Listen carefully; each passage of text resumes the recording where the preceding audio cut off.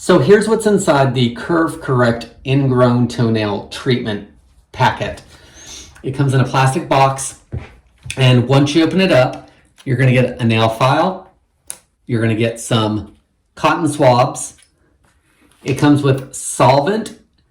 That's what's going to go on the nail before you glue the brace down.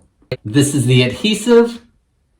It's used to put the brace down and keep the braces on the nail. You have the vial with the braces.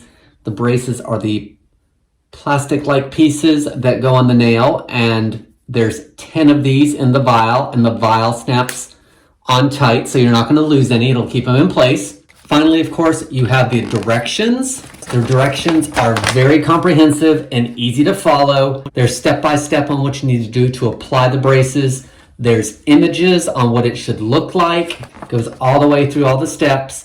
There's an FAQ section with all common questions and problem solving. So it's very detailed, easy to follow. That's what's inside the box, which can help with the treatment of ingrown toenails.